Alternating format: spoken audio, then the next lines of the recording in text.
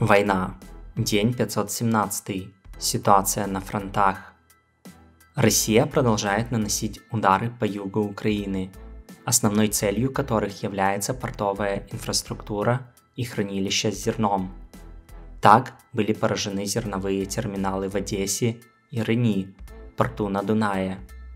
Также ударам подвергаются гражданские объекты, такие как жилые дома и православные соборы.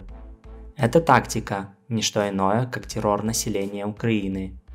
Но она в то же время является абсолютно проигрышной для России, ибо в то время, как россияне бомбят мирные объекты, украинцы сосредоточили свои усилия на военных объектах, нанося удары по складам боеприпасов, как минимум 2 больших было уничтожено в Крыму. Также ударам подверглась нефтебаза и авиабаза, а еще Крымский мост, который является логистически важным для российских войск. Таким образом, пока Россия воюет с мирным населением Украины, это дает передышку украинским войскам, которые планомерно выбивают российские тыловые базы. Уничтоженный храм или зернохранилище никак не сказываются на боеспособности украинской армии, а лишь стимулируют ее сражаться, а западных союзников помогать еще больше. Восток. Россияне активизировали свои наступательные действия по линии Сватово-Кременная, где за прошедшую неделю достигли некоторых успехов. Так, в районе Карамзиновки им удалось прорвать первую линию украинской обороны и продвинуться на несколько километров, образовав небольшой выступ. Отмечается, что на данном участке россияне сосредоточили большое количество артиллерии, включая реактивные системы залпового огня, и активно используют их. Целью данной атаки является отвлекание украинских сил от южного направления, а в случае успеха ликвидации украинского плацдарма на левом берегу Оскола, дабы встать в надежную оборону по реке. Для этого россияне хотят разделить плацдарм на 2 части, захватив Боровую, но до этого еще очень далеко. В районе Бахмута украинские войска продолжают постепенно теснить россиян по флангам. На севере им удалось продвинуться вдоль трассы М-03, а на юге зайти и по некоторым данным даже освободить Андреевку.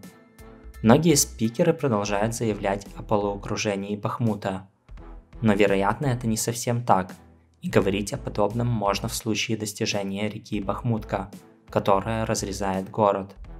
Тем не менее, ситуация для россиян тут сложная, и они перебрасывают сюда дополнительные войска, дабы стабилизировать фронт. В том числе отмечается прибытие российских десантников, которые считаются элитой российской армии. Дальше бои в Марьинке и районе Красногоровки, но без значительных продвижений. Юг.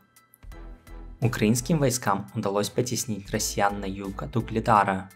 Атака совершалась с использованием бронетехники, но продвинуться дальше не вышло, так как впоследствии преградой стали обширные минные поля, в результате чего несколько единиц бронетехники было потеряно. В районе Великой Новоселки украинцам удалось продвинуться в Старомайорское и по флангам.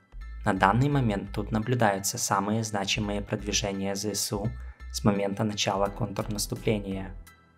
На Мелитопольском направлении бои продолжаются за Работыне. Также имеющийся клин постепенно расширяется в стороны по направлению Капани и Вербове. Дальше бои за Жеребьянку, но без продвижений. Информация о украинском плацдарме на левом берегу Днепра в районе Херсона последнее время не поступала. Вероятно, ситуация там остается стабильной. Спасибо за просмотр, буду благодарен вашей поддержке видео и канала лайком, подпиской и комментарием, а также тем, кто поддерживает канал финансово, становясь спонсором на YouTube и Patreon.